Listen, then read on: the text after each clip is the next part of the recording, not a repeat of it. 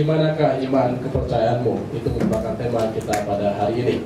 Saya mengajak kita memperhatikan bagian firman Tuhan dari Markus pasal 4. Kita perhatikan ayat 35 sampai dengan ayat yang ke-41.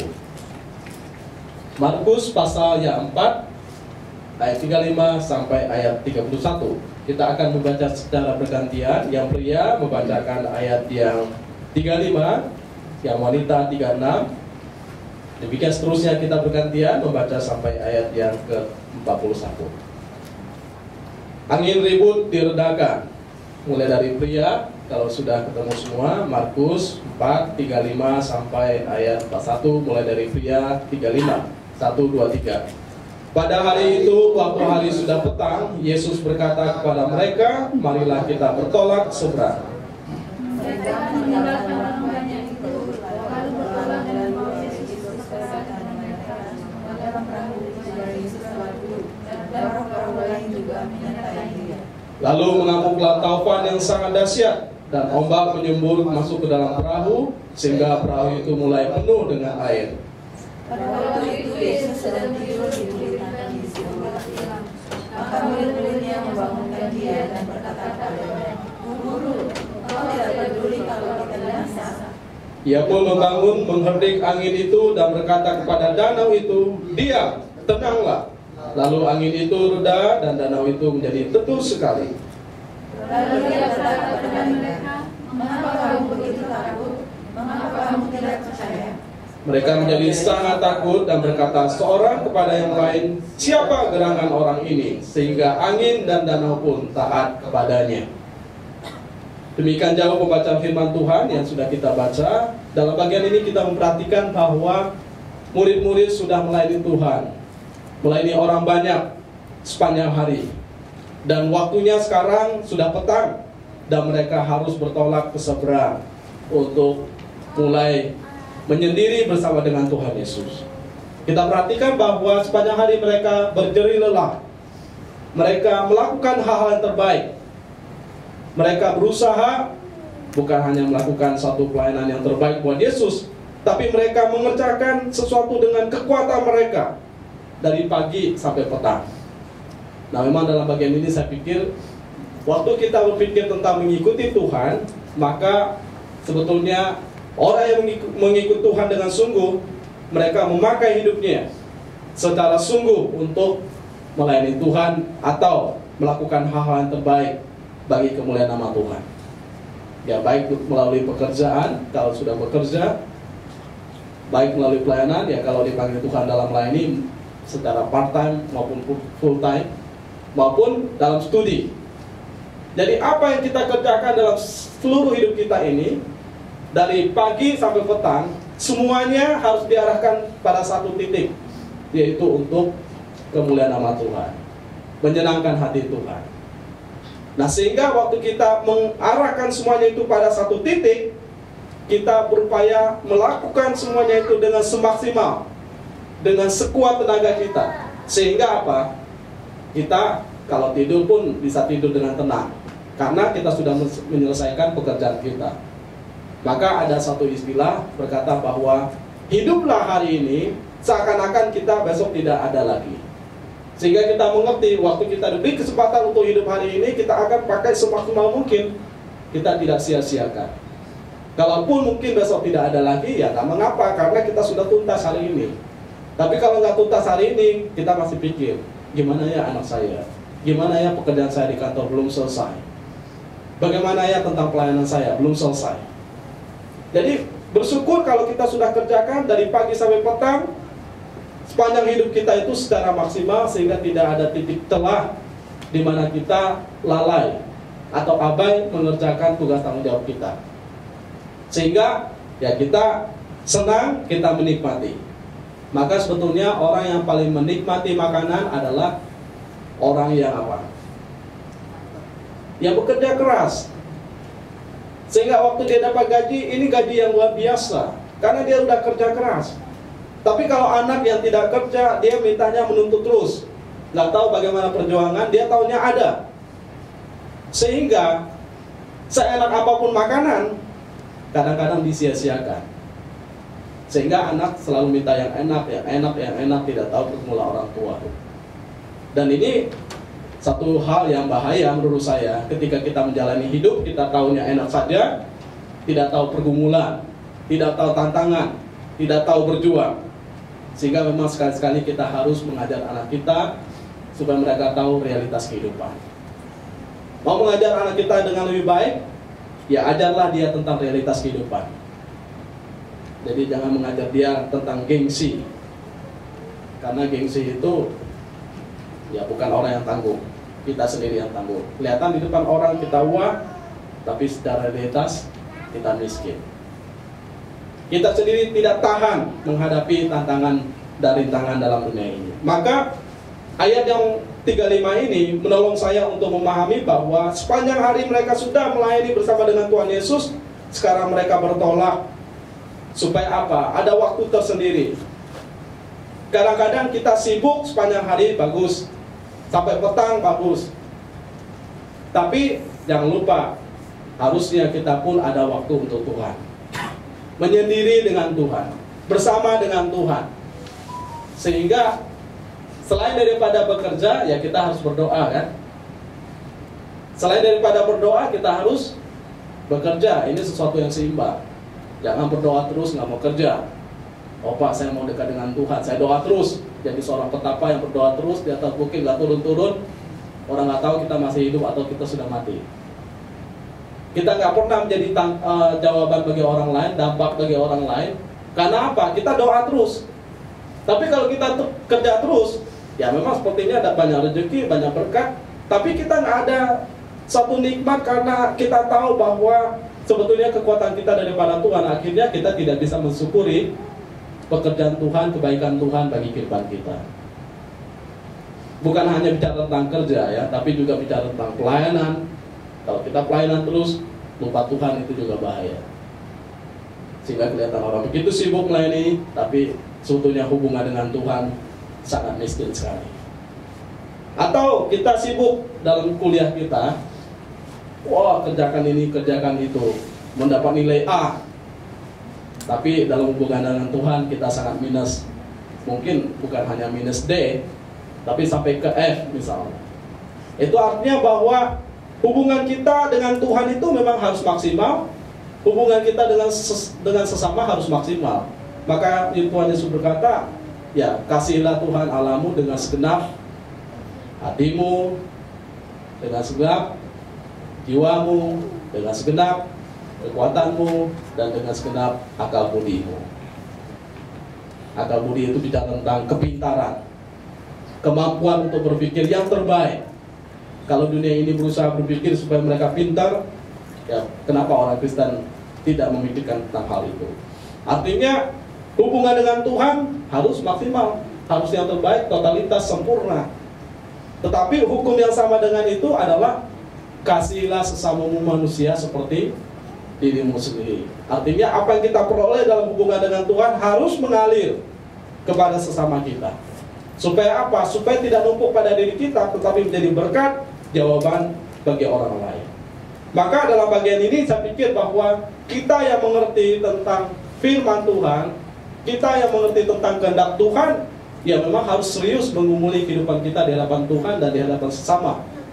Sehingga menyenangkan hati Tuhan, menjadi berkat bagi sesama kita. Dan dalam bagian ini, ya ini tantangan bagi kita semua. Tentu kita tidak sempurna, tetapi kita berusaha mengerjakan yang terbaik, semaksimal yang Tuhan anugerahkan kepada kita. Dan memang ini pertarungan seumur hidup kita untuk melakukan hal-hal yang baik bagi kemuliaan nama Tuhan. Maka dikatakan dalam hubungan dengan Tuhan harus baik, ya dalam hubungan dengan sesama harus baik. Lalu apakah mereka kemudian berhenti? Tidak. Maka dikatakan mereka meninggalkan orang banyak itu lalu bertolak dan membawa Yesus beserta dengan mereka dalam perahu di mana Yesus telah duduk, dan perahu-perahu lain juga menyertai dia. Ya, sebelum saya lanjut kepada bagian ini, maka kita menyadari bahwa sebetulnya ya seorang hamba Tuhan, seorang pemimpin, seorang pelayan Tuhan, atau seorang anak Tuhan, ya memang harus lebih jauh baik kehidupannya daripada orang yang tidak mengenal Tuhan. Kalau kita mau menjadi garam, kalau kita menjadi terang dalam dunia ini, ya memang harus lebih daripada dunia ini. Karena apa? Kalau garam itu menjadi tawar atau sama saja dengan dunia ini, ya nggak ada artinya. Sama seperti pelita, kalau ditaruh, disimpan hanya untuk diri kita, kita senang, oh bagus ya pelita menerangi di bawah sini, tapi nggak menjadi berkat. Atau sebuah lampu di atas gunung tidak dibagikan kepada orang lain, ya bagus di sana, tetapi nggak menjadi berkat, itu nggak ada artinya. Ya dengan kata lain, kita harus lebih daripada orang dunia ini, memancarkan kehidupan kita. Ya tunjukkanlah bahwa kita betul-betul bertuhan. Tunjukkanlah kita bahwa kita mengerti kehendak Tuhan dalam kehidupan kita. Ya maka saya mendidik diri saya bahwa ya saya harus lebih daripada orang lain. Berusaha.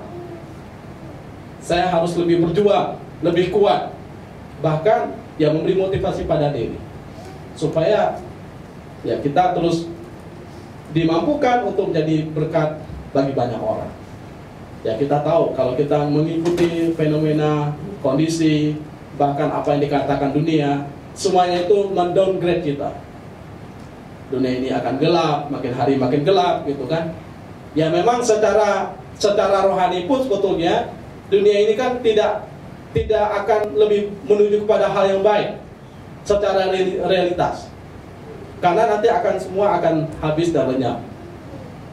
Tetapi kita orang percaya terus berjalan di dalam kegelapan dunia ini, meneranginya sampai kita berjumpa dengan Allah Bapa di surga. Nah sehingga titik kita adalah bukan hanya berhenti, oh saya hidup, kemudian saya mati, selesai.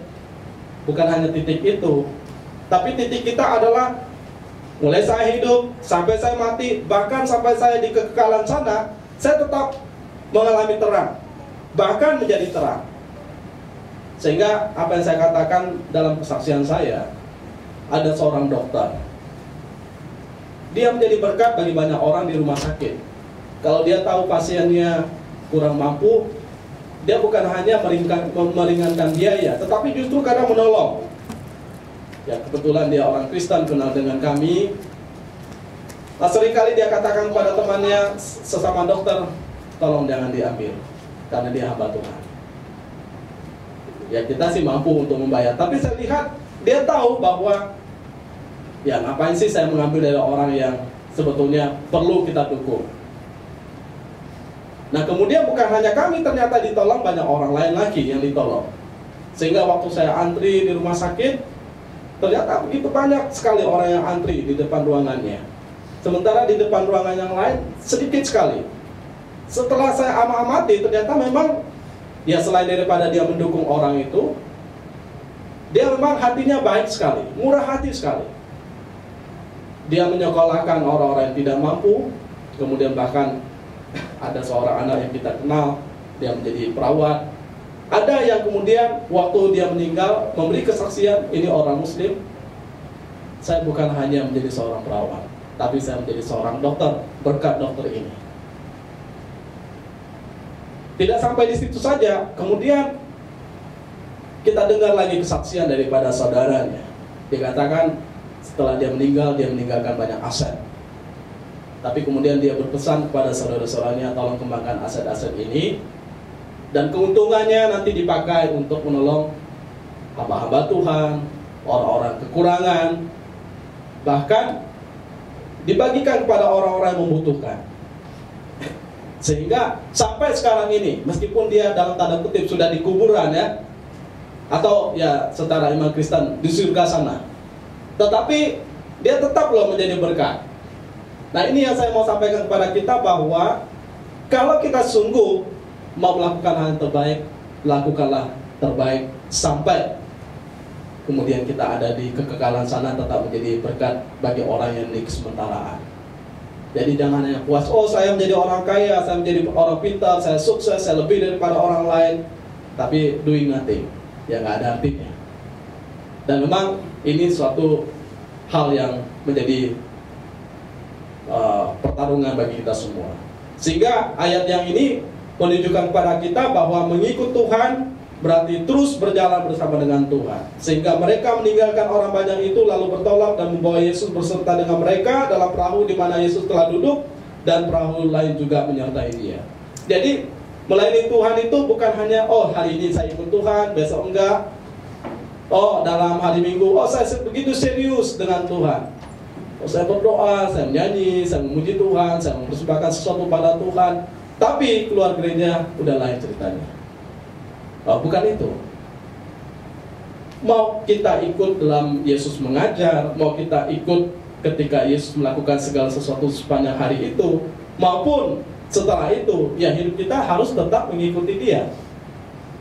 Jadi jangan sampai siang hari ikut Tuhan, malam hari jadi ikut hantu, kan? Nggak mungkin. Sehingga jangan sampai siang hari namanya Doni, malamnya namanya siapa? Dona. Ya kan? Artinya kan hidupnya seakan-akan siang hari itu terang benderang, malam hari menjadi gelap. Tidak. Tetapi siang dan malam menjadi sesuatu yang berarti, yang dipersembahkan kepada Tuhan. Orang nggak tahu, Tuhan tahu kehidupan kita. Maka mengiringi Tuhan yang memang seumur hidup kita. Dan mereka dikatakan menyertai. Namun menarik bahwa kita harus ingat, ikut Tuhan itu nggak selalu enak. Ya bahkan ya seperti Stephen, anak pendeta kan. Saya juga anak pendeta. Bahkan saya melayani sebagai seorang pendeta. Tidak jaminan kita selalu dipegang malaikat gitu kan. Nggak pernah kekurangan, nggak pernah sakit, nggak pernah mengalami masalah. Tidak. Ikut Tuhan itu kadang-kadang Tuhan izinkan kondisi-kondisi menghampiri kita.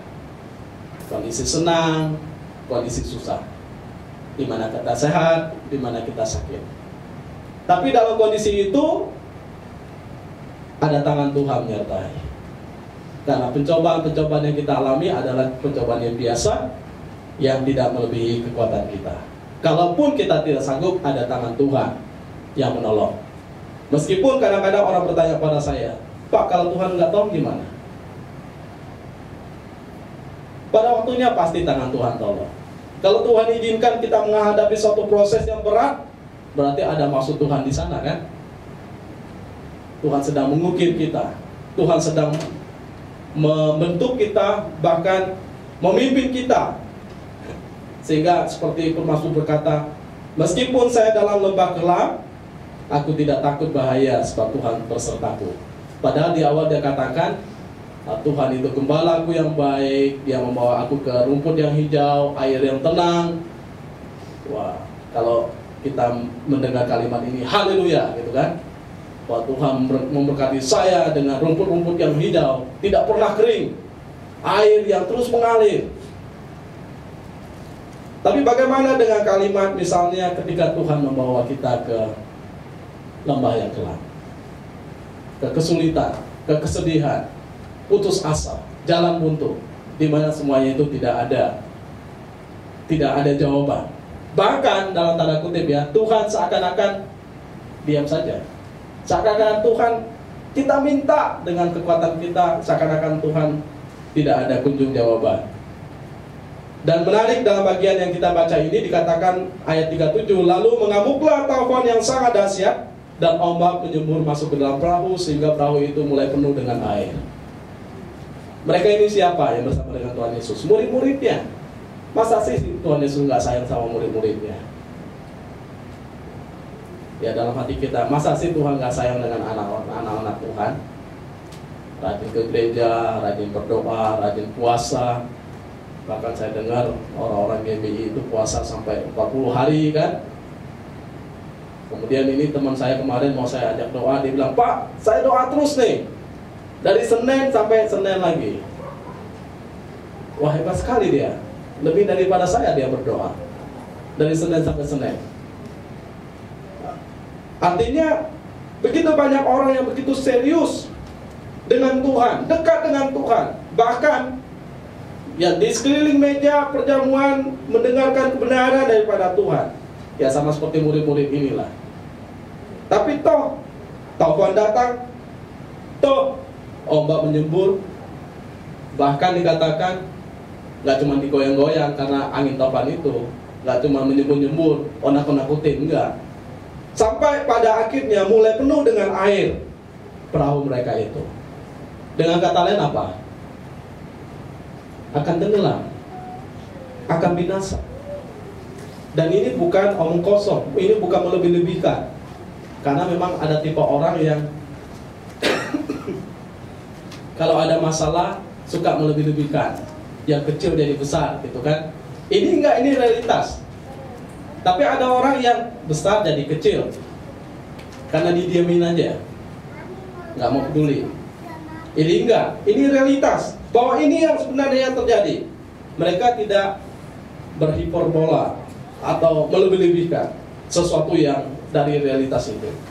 Dan memang ya itu yang saya katakan, bahwa ikut Tuhan itu nggak selalu jalan enak, nggak selalu kita menghadapi kondisi yang mudah.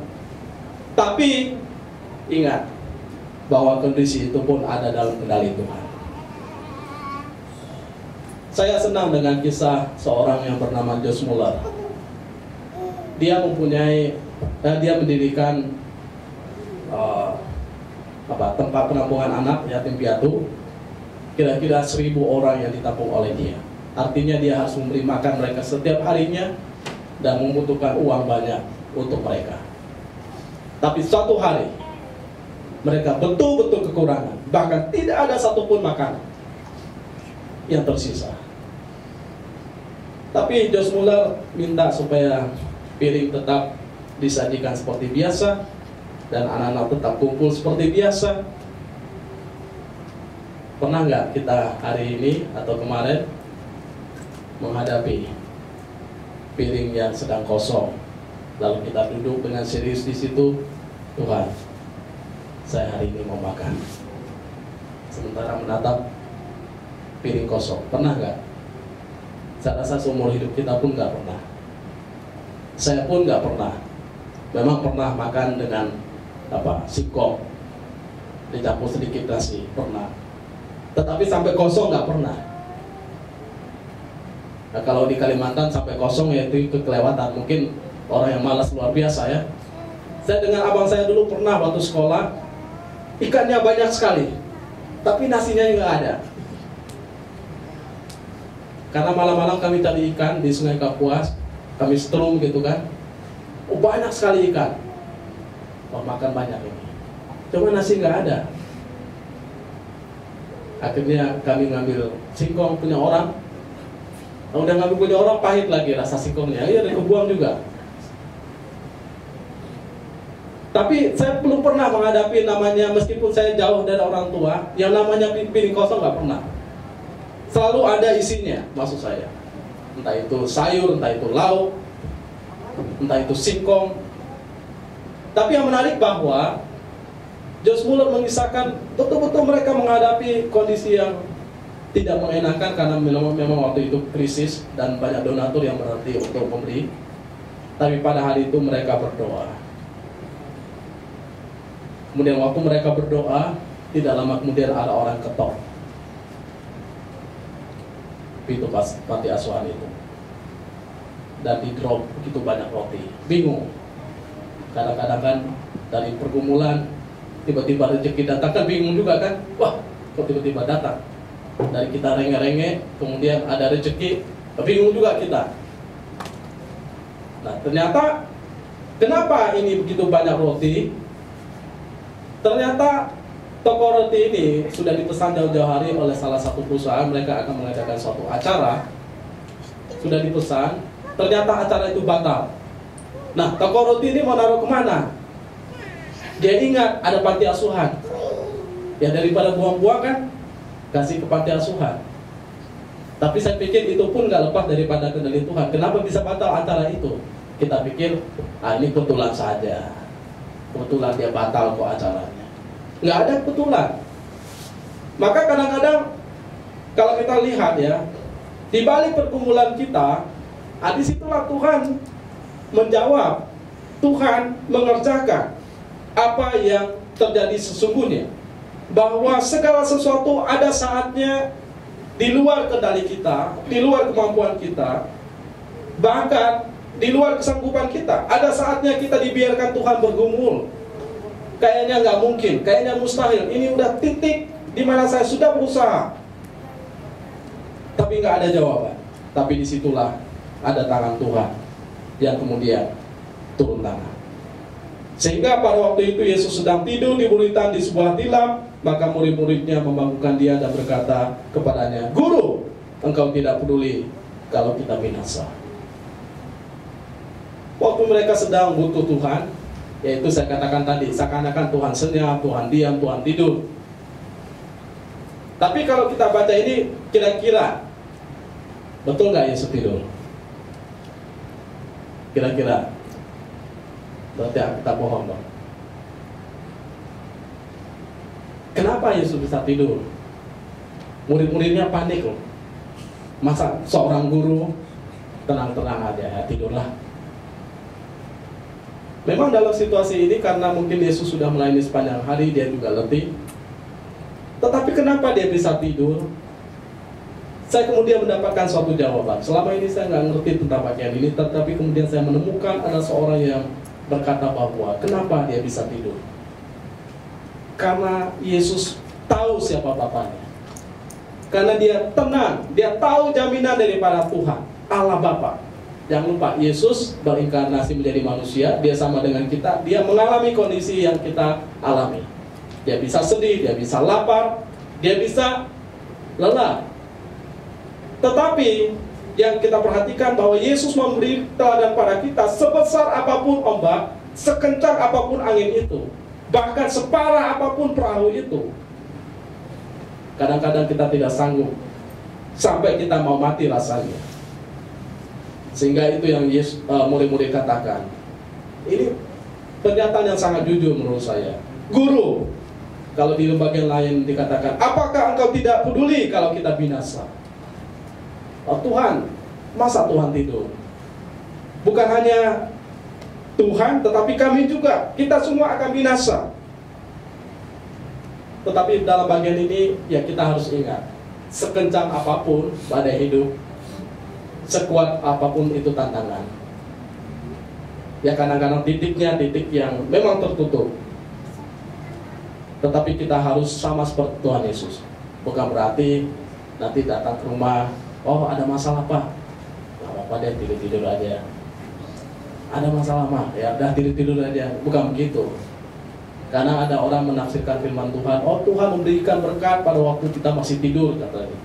Ya benar bahwa Tuhan memberikan berkat waktu kita tidur, karena segala jerih payah kita sepanjang hari memang itu semua tidak lebih daripada ya perkenanan Tuhan, dan kemudian berkat Tuhanlah yang mengalir atas kehidupan kita. Tetapi ingat, kita berdoa dan bekerja kan. Nah, dalam bagian ini ingin memberikan pesan bahwa mari kita menenangkan hati kita, meneguhkan hati kita. Saya memang tidak sanggup, saya memang tidak mampu, saya sudah dalam titik yang penghabisan. Tetapi saya mengerti, ada Allah Bapa di sorga yang memberikan ketenangan pada saya, yang memampukan saya untuk menghadapi situasi ini. Dan Yesus kenapa bisa tidur? Yaitu karena dia tahu jaminan pemeliharaan daripada Allah Bapa di sorga. Karena begitu banyak jaminan terhadap kita orang percaya, aku sekali-sekali tidak akan membiarkan meninggalkan engkau. Tuhan Yesus berkata kepada murid-muridnya, aku menyertai engkau sampai akhir zaman. Bahkan fakta ketika bangsa Israel dibawa Tuhan keluar daripada Mesir, kita perhatikan penyertaan Tuhan di padang gurun. Bukan hanya air yang pahit menjadi manis, tetapi mereka diberi mana, mereka diberi burung puyuh. Kemudian betul-betul padang gurun, tidak ada air sama sekali. Sampai bangsa Israel itu begitu luar biasa, marah-marah terhadap Musa. Tapi kemudian Tuhan bisa mengeluarkan air dari batu karang itu. Itu pekerjaan Tuhan. Dan begitu banyak kisah bahwa Tuhan menyertai umatnya dalam kondisi-kondisi yang tidak mungkin bagi manusia secara akal, tetapi Tuhan bisa mengerjakannya. Maka Kita harus bersandar pada Tuhan. Jangan bersandar pada kekuatan kita. Kita harus berpegang pada Tuhan. Jangan berpegang kepada pengertian kita sendiri. Karena kita berkata, ya bersandarlah kepada Tuhan dengan segenap hatimu, dengan segenap kehidupan kita. Bahkan diberkatilah orang yang mengandalkan Tuhan. Tapi terkutuklah orang yang mengandalkan manusia. Bagian yang terakhir adalah, ia pun bangun mengherdik angin itu dan berkata kepada danau itu, diam, tenanglah. Lalu angin itu reda dan danau itu menjadi teduh sekali. Lalu ia berkata kepada mereka, mengapa kamu begitu takut? Mengapa kamu tidak percaya? Ya artinya, di mana sih sebetulnya iman kepercayaanmu itu? Katanya kamu ikut saya, katakannya kamu percaya dengan apa yang saya sampaikan. Di mana semuanya itu? Nah, iman kadang-kadang dibuktikan dalam situasi-situasi kita menghadapi tantangan. Mau mengetahui orang beriman? Lihatlah ketika dia menghadapi tantangan bagaimana. Maka buktikanlah bahwa kita betul orang beriman. Buktikanlah bahwa kita betul percaya kepada Tuhan dan kita berpegang pada janjinya. Mereka menjadi sangat takut dan berkata seorang kepada yang lain, siapakah gerangan orang ini sehingga angin dan danau pun taat kepadanya. Ingat, Tuhan bisa melakukan jauh lebih baik, jauh lebih banyak dari apa yang bisa kita usahakan, dari apa yang bisa kita pikirkan. Kita terbatas, Tuhan tidak terbatas. Kita limited, Tuhan unlimited. Ya, kalau kan kita senang yang unlimited kan, banyak. Nah, tapi jangan sampai kita sedang main game, oh Tuhan, ini memang limited, tapi Tuhan unlimited. Saya minta kuota dari surga gitu kan, ya nggak bisa. Karena itu lain ceritanya ya. Tapi yang pasti bahwa ketika kita terbatas, ingat ada Tuhan yang tidak terbatas. Dia kok pemilik kehidupan kita. Dia menciptakan kita, bahkan menyerahkan dirinya menyelamatkan kita. Kalau dia yang tidak menyayangkan anaknya, itu yang dikatakan oleh Paulus, apalagi yang lain, dengan mudah kok dia bisa menyerahkannya. Maka bagi saya bagian yang terakhir ini mengingatkan bahwa semakin kita berjalan dengan Tuhan, kadang-kadang semakin banyak tantangan. Tapi semakin banyak juga kita melihat perbuatan-perbuatan tangan Tuhan. Ya kalau kita nggak mau menghadapi tantangan, berarti kita nggak mau melihat begitu banyak juga pekerjaan Tuhan. Maka jadikan tantangan ini sebagai situasi dalam tanda kutip ya, kita melihat segala berkat Tuhan dicurahkan kepada kita, dilimpahkan kepada kita. Oh ternyata waktu saya menghadapi ini, saya bisa menghadapinya. Waktu saya menjalani ini, bisa menghadapinya. Bagi saya awalnya buntu, ternyata ada yang terbuka. Dan kalau saya mau saksian, begitu banyak sekali. Kadang-kadang kami menghadapi situasi yang buntu sekali. Yang kadang-kadang kita pikir, yang akan nolong saudara kita, yang akan nolong teman kita, yang akan nolong orang segereja dengan kita. Ternyata enggak. Saya kira bahwa orang yang nolong kita adalah orang yang kenal dengan kita. Ternyata enggak loh. Pada akhirnya Tuhan ingin memberitahukan kepada saya atau kepada kita semua, Tuhanlah penolong kehidupan kita. Ada orang lain yang kadang-kadang enggak kita mengerti kenapa dia bisa tergerak hatinya untuk melakukan memberikan satu kekuatan, solusi, jawaban atas apa yang kita gumulkan. Itu merupakan tangan Tuhan. Sehingga yang terakhir ini harus kita pahami bahwa tantangan sebetulnya bukan merupakan satu hal yang Tuhan izinkan karena Tuhan jahat kepada kita. Tapi tantangan itu Tuhan izinkan supaya membentuk kita, memproses kita, bahkan lebih jauh daripada itu supaya kita lebih banyak melihat perbuatan Tuhan. Selama ini murid-murid merasa kenal dengan Tuhan kan? Tapi ketika bahaya datang, mereka tahu mereka bukan siapa-siapa. Sehingga waktu danau itu reda, semuanya kondisi teduh, mereka bertanya, siapakah gerangan orang ini? Kadang-kadang waktu saya berkumpul, saya begitu takut. Saya kadang-kadang ada sedikit kurang percaya kepada Tuhan. Benar nggak ya bisa terjadi begini? Ada nggak pernah terjadi seperti itu? Tapi waktu Tuhan jawab, oh siapa engkau Tuhan? Gitu kan? Siapakah engkau Tuhan? Jadi dalam bagian ini kita mengenal siapa Tuhan itu lebih dalam lagi, mengenal siapa diri kita lebih dalam lagi, bahkan melihat perbuatan Tuhan lebih dalam lagi. Nah, biarlah ini menjadi suatu kekuatan bagi kita semua, supaya ketika kita hidup bertuhan, marilah kita terus melakukan hal yang terbaik untuk hormat kemuliaan nama Tuhan, bersandar pada Tuhan, dan ingat terus melihat kebaikan-kebaikan daripada Tuhan. Hanya orang yang bersandar pada Tuhan yang melihat kebaikan Tuhan. Kalau kita bersandar pada kekuatan kita nggak pernah lihat.